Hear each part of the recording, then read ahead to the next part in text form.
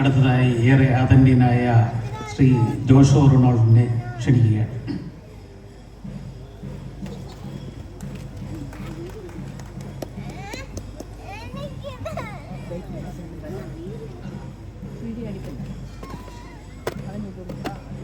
ബഹുമാന്യരായിട്ടുള്ള വേദിയിലും സദസ്സിലുമുള്ള മഹാത്മാക്കളെ,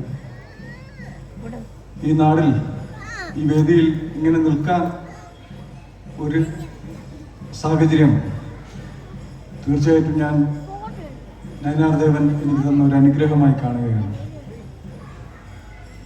ഒരുപാട് കലാകാരന്മാരും സാഹിത്യകാരന്മാരും വളരെ സാംസ്കാരിക പൈതൃകവുമുള്ള ഈ വേദി ശരിക്കും പറഞ്ഞാൽ എൻ്റെ കാലുകൾ വിറയ്ക്കുന്നുണ്ട്. ഞാൻ ഒരു ടെക്നീഷ്യനാണ്, പ്രാസംഗികനല്ല. എന്നാലും ഹൃദയത്തിൽ നിന്ന് വരുന്ന ചില കാര്യങ്ങൾ, യാദൃശ്യമായി വരുന്ന കാര്യങ്ങൾ ഇവിടെ സംസാരിക്കാൻ ആഗ്രഹിക്കുകയാണ്. ഒന്നും തന്നെ മുൻകൂട്ടി തയ്യാറാക്കിയിട്ടില്ല. എന്താണ് സംഭവിക്കുന്നത്, അതിലൂടെ നിങ്ങളോടൊപ്പം നയനാരീഷൻ തന്ന ഒരവസരത്തെ, കലയും സാംസ്കാരികത്തിൻ്റെയും ബോധം നിങ്ങളോടൊപ്പം പറയാൻ ഈ അവസരം ഞാൻ വിനിയോഗിക്കുകയാണ്. ബഹുമാന്യരെ, ഞാൻ ഈ അരിമാനൂർ ദേശത്ത് ജനിച്ച ഒരു വ്യക്തിയാണ്. എൻ്റെ മനസ്സിൻ്റെ താല്പര്യം കൊണ്ട് ഞാൻ സിനിമാ മേഖലകളിലേക്ക് പോവുകയും അവിടെ വളരെയേറെ സഹസംവിധായകനായും സഹ ഛായാഗ്രഹകനായും അങ്ങനെ വിവിധ മേഖലകളിൽ പ്രവർത്തിച്ച് ഇന്ന് സിനിമയുടെ ചെറിയ ചെറിയ വർക്കുകൾ ചെയ്യുന്ന ഒരു കലാകാരനായി സിനിമ മേഖലയിൽ പ്രവർത്തിച്ചു വരികയാണ്.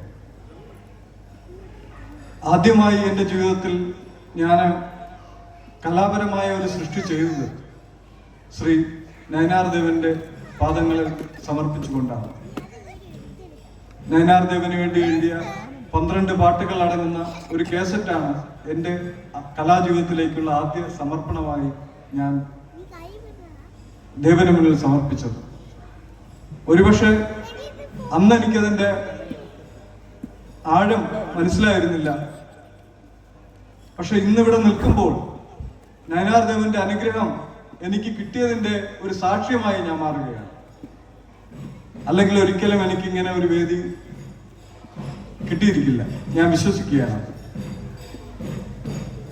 അതേ തുടർന്ന് ഈ വർഷം നയനാർ പതികം എന്ന ഡോക്യുമെന്ററിയിൽ പ്രവർത്തിക്കാൻ കഴിഞ്ഞതും, അതിൽ പ്രവർത്തിക്കുമ്പോൾ അതിന്റെ വരികളിൽ എഴുതുമ്പോൾ അതിലൊരു വാക്ക് ഞാനുണ്ട്, എൻ്റെ ചരിത്രമറിഞ്ഞ മണ്ണ്. തീർച്ചയായും മറ്റൊരു സ്ഥലത്ത് നിൽക്കുമ്പോൾ അത്തരത്തിലുള്ള ഒരു ബോധം ഉണ്ടാകാറില്ല. കാരണം ഇവിടെ ഞാൻ നടന്നു പോകുമ്പോഴും ഇവിടെ വരുമ്പോഴും ഓരോ വ്യക്തികളും എൻ്റെ ചരിത്രമറിഞ്ഞ വ്യക്തികൾ എന്നെ കാണുന്നു, എന്നെ അറിയുന്നവർ കാണുന്നു. അത്തരത്തിൽ മറ്റൊരു സ്ഥലത്ത് അങ്ങനെ ഒരു അനുഭവം ഉണ്ടാവാറില്ല. നയനാർ ദേവന്റെ മണ്ണിൽ നിൽക്കുമ്പോൾ എനിക്ക് മനസ്സിൽ ഓർമ്മ വരുന്ന ഒരു കാര്യം എൻ്റെ കുട്ടിക്കാലമാണ്. എനിക്ക് ഓർമ്മയുള്ള കുറച്ച് കാര്യങ്ങൾ ഞാൻ പറയാൻ ആഗ്രഹിക്കുന്നു. തീർച്ചയായും അത് എൻ്റെ പിതാവിനെ കുറിച്ചാണ്. അരിമാനൂർ മേക്കെ കൊല്ലവെടിഞ്ഞു വീട്ടിൽ ശ്രീധരൻ, പരേതനായ ശ്രീധരന്റെയും ഇന്ന് ജീവിച്ചിരിക്കുന്ന ആനന്ദവല്ലിയുടെയും മകനായ സുമേധൻ എന്ന വിശിഷ്ട വ്യക്തിയുടെ മകനായി ജനിക്കാൻ കഴിഞ്ഞത് ഞാൻ ഒരു വലിയ മഹാഭാഗ്യമായി കാണുകയാണ്. അദ്ദേഹത്തിന്റെ കൈകൾ പിടിച്ച് അമ്മയോടൊപ്പം, ശ്യാമള എന്ന എൻ്റെ അമ്മയോടൊപ്പം ഈ അമ്പലത്തിൽ കുട്ടിക്കാലത്ത് വരുമ്പോൾ ഇവിടത്തെ കലാപരമായ ആഘോഷങ്ങൾ കണ്ടും ഇവിടത്തെ ചെണ്ടയുടെ ശബ്ദവും ശംഖിന്റെ ശബ്ദവും ആരവങ്ങളോടുകൂടെ വാതിൽ തുറക്കുമ്പോൾ കാണുന്ന ദേവന്റെ ദിവ്യമായ തേജസ്സുള്ള മുഖവും അത് ആ കുട്ടിക്കാലത്ത് എൻ്റെ മനസ്സിനെ സ്വാധീനിച്ചതിൽ നിന്നാണ് ഇന്ന് കല എന്ന് പറയുന്ന ആ വിശിഷ്ട സമ്പാദ്യം എന്നിൽ ഉണ്ടായതെന്ന് ഞാൻ വിശ്വസിക്കുന്നു. ഇവിടെ കലാ സാംസ്കാരിക സമ്മേളനം നടക്കുന്ന ഈ വേദിയിൽ അരിമാനൂരിലെ ഓരോ ഹൃദയങ്ങളിലും ഈ ഉത്സവ നാളുകളിൽ ഉണ്ടാകുന്ന സ്വാധീനം ചെറുതൊന്നുമല്ല.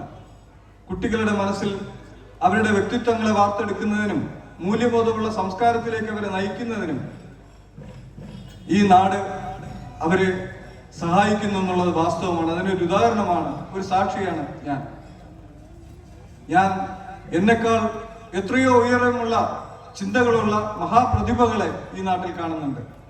ഞാൻ അവരിൽ നിന്ന് നോക്കുമ്പോൾ ഞാൻ വളരെ താഴെയാണ്. അഗ്നി എൻ്റെ സുഹൃത്താണ്. അദ്ദേഹത്തിന്റെ ചിന്തകൾ, അതേപോലെ അനിൽ അമ്പാടി ഈ നാട്ടിലേക്ക് വന്ന് ഈ നാട്ടിന്റെ സംസ്കാരം അറിഞ്ഞ് പ്രവർത്തിക്കുന്ന കലാകാരന്മാരായിട്ടുള്ള അരിമാനൂർ രതികുമാർ, അതേപോലെ സുരേഷ് ജി. ഞാനൊരു കാര്യം ആലോചിക്കുകയാണ്, പുറത്തുനിന്ന് വരുന്നവർ പോലും നമ്മുടെ നാട്ടിന്റെ സംസ്കാരവും പൈതൃകവും കണ്ട് വിസ്മയപൂർവം നമ്മളെ നാട്ടുകാരനായി മാറുവാൻ അവർ പ്രയത്നിക്കുമ്പോൾ നമ്മുടെ നാട്ടിലെ യുവത്വങ്ങൾ എവിടെയാണ്? പണ്ട് ഞാൻ കുട്ടിക്കാലത്ത് വാളണ്ടിയേഴ്സ് ക്യാപ്റ്റൻ എന്നുള്ള വാളണ്ടിയേഴ്സ് ക്യാപ്റ്റന്റെ കീഴിൽ സേവന പ്രവർത്തനങ്ങൾ അരിമാനൂർ നയനാർ സേവത്വത്തിന്റെ ഉത്സവങ്ങളിൽ ചെയ്യാനായി ആകാംക്ഷയോടെ ഓടി വരുമായിരുന്നു. അന്ന് ഇതിലെങ്ങനെയെങ്കിലും കടന്നുകൂടാനായി അവരെ അടുത്തു നിന്ന് സംസാരിക്കുകയും കുട്ടിയായിട്ടിരിക്കുമ്പോൾ തന്നെ കൊച്ചു കൊച്ചു കാര്യങ്ങൾ ചെയ്യുമായിരുന്നു. പക്ഷെ ഇന്ന് ആ തലമുറ നമുക്കിവിടെ കാണാൻ കഴിയുന്നില്ല.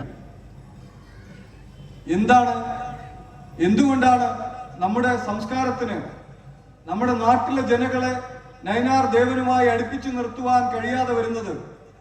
അത് കലാപരമായിട്ടുള്ള, സംസ്കാരപരമായിട്ടുള്ള ഒരു ശൂന്യത നമ്മൾ നിൽക്കുന്നു എന്നുള്ളതാണ് ഞാൻ മനസ്സിലാക്കുന്നത്. അതിൽ എത്രത്തോളം ശരിയുണ്ട് തെറ്റുണ്ടെന്ന് എനിക്കറിയില്ല. ഞാൻ പ്രാസംഗികനല്ല, എന്തെങ്കിലും തെറ്റായി സംസാരിക്കുകയാണെങ്കിൽ നിങ്ങൾ ക്ഷമിക്കണം. ദൈവം എന്റെ റിക്വസ്റ്റാണ്, പരമ്പരാഗതമായുള്ള സാമൂഹിക പ്രതിബദ്ധതയുള്ള ഒരു സംസ്കാരത്തെ വാർത്തെടുക്കുന്നതിന് വേണ്ടി ശ്രീ നയനാർ ദേവക്ഷേത്രത്തിൽ വർഷങ്ങളായി നടത്തുന്ന ഈ ആഘോഷങ്ങളിൽ 10 ദിവസം നമ്മൾ ഓരോരുത്തരും തന്നെ നയനാർ ദേവന്റെ ഈ ദിവസങ്ങളിൽ പൂർണ്ണമായി എല്ലാ നാട്ടുകാരും സജീവ സാന്നിധ്യമായി ഈ ക്ഷേത്രാങ്കണത്തിൽ വരികയും ഇവിടുത്തെ ഉത്സവങ്ങളിൽ പങ്കെടുക്കുകയും, ഇവിടെ വിജനമായ കസേരകളല്ല നമ്മൾ കാണേണ്ടത്. ഇവിടെ ഒരുപാട് ജനങ്ങളുണ്ട്, വളരെ അറിവുള്ള പരമ്പരാഗതമായി ഇവിടെ പ്രവർത്തിക്കുന്ന ജനങ്ങളുണ്ട്. ഇത് ചിലരുടെ മാത്രം ജോലിയല്ല. എല്ലാവരും ഈ സമൂഹത്തിന്റെ ഭാഗമായി, ഈ മഹാസമ്മേളനങ്ങളുടെ ഭാഗമായി ഇവിടെ വരികയും ഇതിനെ ഒരു വലിയ വിജയമാക്കി തീർക്കുന്നതിന് നിങ്ങളുടെ ഓരോരുത്തരുടെ സാന്നിധ്യം ആവശ്യമാണെന്ന് മനസ്സിലാക്കുകയാണ്. അതെന്റെ ഒരു അപേക്ഷയാണ്. കൂടുതലായി ഒന്നും പറയാനില്ല. എന്തായാലും ഒരു കഥ മാത്രം പറഞ്ഞുകൊണ്ട് ഞാൻ എൻ്റെ ചെറിയ പ്രസംഗം അവസാനിപ്പിക്കുകയാണ്. ഒരു നാടിൽ ഉത്സവങ്ങൾ നടക്കുമ്പോൾ ആ ഉത്സവങ്ങളിൽ വിഗ്രഹത്തെ ചുമന്നുകൊണ്ടുപോകുന്ന ഒരു കഴുതയുണ്ടായിരുന്നു. ആ കഴുത അമ്പലക്കഴുതയായിരുന്നു. ആ അമ്പലക്കഴുതയുടെ പുറത്താണ് ആ അമ്പലത്തിന്റെ വിഗ്രഹത്തെ ചുമന്നുകൊണ്ട് ഊരുവലം വെക്കുന്നത്. ഒരു ദിവസം ഈ കഴുതയ്ക്ക് നടക്കാൻ കഴിയാതെയായി. അപ്പോൾ അമ്പല കമ്മിറ്റിക്കാർ ആ കഴുതയ്ക്ക് പകരം മറ്റൊരു കഴുത അന്വേഷിച്ചു. ആ പ്രദേശത്ത് ജീവിച്ചിരുന്ന ഒരു അലക്കുകാരന്റെ കഴുത അവർ കണ്ടെത്തി. ആ കഴുതയെ കുളിപ്പിച്ച് ആ കഴുതയെ അലക്കുകാരനോടൊപ്പം തന്നെ ആ കഴുതയെ ഉത്സവപ്പറമ്പിലേക്ക് കൊണ്ടുവന്നു. ആ ഉത്സവപ്പറമ്പിൽ വന്ന കഴുതയുടെ പുറത്ത് വിഗ്രഹത്തെ കയറ്റി ഊരുവലം വെക്കുന്നതിന് ആരംഭിച്ചു. ആ കഴുതയോടൊപ്പം കഴുതക്കാരനും യാത്ര ചെയ്തു. അങ്ങനെ ഊരുവലം വെച്ചുകൊണ്ടിരിക്കുന്ന കഴുതയോടൊപ്പം സഞ്ചരിച്ചുകൊണ്ടിരിക്കെ ഈ കഴുത നോക്കുകയാണ്. ഊറ്റിലെ പ്രമാണികളായുള്ള ആൾക്കാർ ആ കഴുതയുടെ മുന്നിൽ വന്ന് പ്രണമിക്കുന്നു. അപ്പോ ഇടയിലിടയിൽ ഈ കഴുത അടിക്കുന്നുണ്ട്. അപ്പോ ഈ കഴുതക്കാരനെ കുറിച്ച് ചിന്തിക്കുകയാണ്, ഇത്രയും വലിയ പ്രമാണികളായിട്ടുള്ള ആൾക്കാർ എന്നെ ബഹുമാനിക്കുമ്പോൾ ഈ കഴുതക്കാരൻ ഒന്നുമല്ലാത്ത ഈ അലക്കുകാരൻ എന്നെ ഇടയ്ക്കിടയ്ക്ക് അടിക്കുന്നുണ്ട്. ഇത്തരത്തിൽ ഈ സഞ്ചാര വഴിയിൽ ഈ കഴുതക്കാരനോട് ഒരു ദേഷ്യം തോന്നുകയാണ്. ഓരോ ചുവടുകൾ വെക്കുമ്പോഴും ആ ഈഗോ വളർന്നു വരികയാണ്. കഴുതക്കാരനുമായിട്ടുള്ള ഈഗോ. ഇവൻ ആരാണ്? ഇവനൊരു അലക്കുകാരൻ. ഇവൻ എന്നെ അടിക്കുന്നു, ഇത്രയും വലിയ പ്രമാണികളായിട്ടുള്ള ആൾക്കാർ എന്നെ ബഹുമാനിക്കുന്നു. അങ്ങനെ കഴുത ഈ കഴുതക്കാരനോടുള്ള ഈഗോയിൽ ചെറുതായി നടക്കാതെ പതിയെ നീങ്ങുകയാണ്. അപ്പൊ പൂജാ സമയത്ത് കൃത്യമായി ഓരോ സ്ഥലങ്ങളിൽ എത്തേണ്ടിടത്ത് എത്താതെ വന്നപ്പോ കഴുതക്കാരൻ വീണ്ടും ഈ കഴുതയെ തള്ളിയും ഉന്തിയും അടിച്ചും അതിനെ നയിക്കുകയാണ്.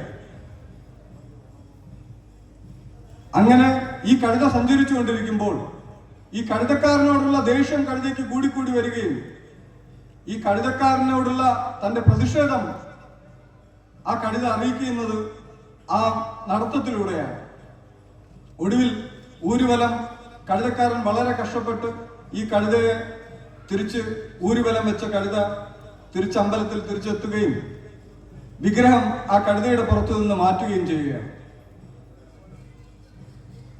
വിഗ്രഹം മാറ്റിയ ശേഷം ഈ കഴുതയും കഴുതക്കാരനും മാത്രമായി. ഇപ്പോ ഈ കഴുതക്കാരൻ കഴുതയെ വലിക്കുന്നുണ്ട്, ഈ കഴുത വരുന്നില്ല. ശക്തമായി കഴുതക്കാരൻ കഴുത വലിക്കുകയും അടിക്കുകയും ചെയ്തപ്പോൾ ആ കഴുത കാലുകൾ കൊണ്ട് കഴുതക്കാരന്റെ മർമ്മസ്ഥാനത്ത് ചവിട്ടുകയാണ്. ആ വേദന സഹിക്കാനാവാതെ കഴുതക്കാരൻ ആ കഴുതയെ വെട്ടിക്കൊല്ലുകയാണ്. സുഹൃത്തുക്കളെ, ഈ കഥ നമ്മെ പഠിപ്പിക്കുന്ന ഒരു പാഠമുണ്ട്. എന്തുകൊണ്ടാണ് നമ്മളെ സമൂഹം റെസ്പെക്ട് ചെയ്യുന്നത്? എന്തുകൊണ്ടാണ് കഴുതയായ നമ്മളെ ഈ സമൂഹം ബഹുമാനിക്കുന്നത്? എന്തുകൊണ്ടാണ് അരിമാനൂരിനെ ഈ ലോകത്തെ നമ്മൾക്കൊരു ഐഡന്റിറ്റി, നമ്മളുടെ സംസ്കാരത്തിന്റെ ഐഡന്റിറ്റിയായി അരിമാനൂർ ജനതയെ ലോകം റെസ്പെക്ട് ചെയ്യുന്നത്? തീർച്ചയായിട്ടും ഈ കഴുതയായ നമ്മുടെ പുറത്തിരിക്കുന്ന ഈ വിഗ്രഹമാകുന്ന ദേവന്റെ വിഗ്രഹം കൊണ്ട് തന്നെയാണ്. നമ്മൾ ഇതിൽ അഹങ്കരിച്ച് ഈ കഴുതയുടെ രൂപത്തിൽ നമ്മൾ അഹങ്കരിക്കുകയും അഹങ്കാരത്തിന്റെ രൂപത്തിൽ നമ്മൾ പെരുമാറുകയും ചെയ്താൽ തീർച്ചയായിട്ടും ആ കഴുതക്കാരിൽ നിന്ന് സംഭവിച്ച ഒരു ദുരന്തം തന്നെയാവും ഉണ്ടാവുക. ഇവിടെ ഒരു കലാകാരന്റെ ഹൃദയത്തിൽ കലാകാരൻ എന്നെ നിങ്ങൾ അംഗീകരിക്കുന്നതും റെസ്പെക്ട് ചെയ്യുന്നതും എന്റെ വ്യക്തിത്വമോ മറ്റൊന്നും കണ്ടിട്ടല്ല, എനിക്ക് ദൈവികമായി ഉള്ള അനുഗ്രഹം കൊണ്ട് കിട്ടിയ കലയാകുന്ന ആ കലയുടെ വിശിഷ്ടമായ ശക്തി കൊണ്ട് മാത്രമാണ്. അതുകൊണ്ടാണ് ഞാനൊരു ഛായാഗ്രഹനായും സംവിധായകനായും ഈ വേദിയിൽ നിൽക്കാൻ ഒരു അവസരം കിട്ടുന്നത്. നമുക്ക് ജന്മനാ കിട്ടുന്ന പല കഴിവുകളും അത്തരത്തിൽ ദൈവികമായി കിട്ടുന്ന അംശമാണെന്ന് മനസ്സിലാക്കുകയും നമ്മൾക്ക് മൂല്യബോധമുള്ള ഒരു നന്മ നമ്മുടെ ഉള്ളിലുണ്ടെങ്കിൽ അത് കണ്ടെത്തി അതിനെ സമൂഹത്തിന്റെ നന്മയ്ക്കായി പ്രയോജനപ്പെടുന്ന രീതിയിൽ നമ്മൾ ജീവിക്കുമ്പോൾ മാത്രമാണ് ഒരു നല്ല സമൂഹവും നല്ല സംസ്കാരവും നമുക്ക് വാർത്തെടുക്കാൻ പറ്റുക.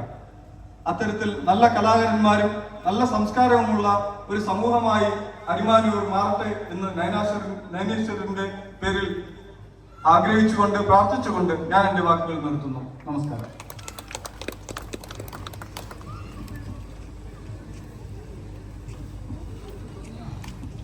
അരിമാനൂരിന്റെ സ്വന്തമായിട്ടുള്ള ജോഷുവ റൊണാൾഡ് അദ്ദേഹത്തിന്റെ തന്നെ ഒരു ഡോക്യുമെന്ററി പാദമുദ്രകൾ 1ാം ഉത്സവ ദിവസത്തിൽ ഇവിടെ അവതരിപ്പിക്കുന്നു. നിങ്ങളെല്ലാം കണ്ടു കാണും എന്ന് പ്രതീക്ഷിക്കുന്നു. മലയാള സിനിമയിൽ നമ്മുടെ നാടിന്റെ അഭിമാനമായി മാറിക്കൊണ്ടിരിക്കുന്ന ജോഷുവ റൊണാൾഡിന്റെ കൊണ്ട വ്യക്തിത്വം നമുക്കെല്ലാം അഭിമാനമാണ്. ഇന്നത്തെ ദിവസം ഈ കലാസാംസ്കാരിക സമ്മേളനത്തിൽ അദ്ദേഹം പങ്കെടുക്കുന്നത് തന്നെ കൂടുതൽ അഭിമാനം, നമ്മുടെ നാടിന് തന്നെ അഭിമാനമായി മാറുന്നു എന്നാണ് അദ്ദേഹം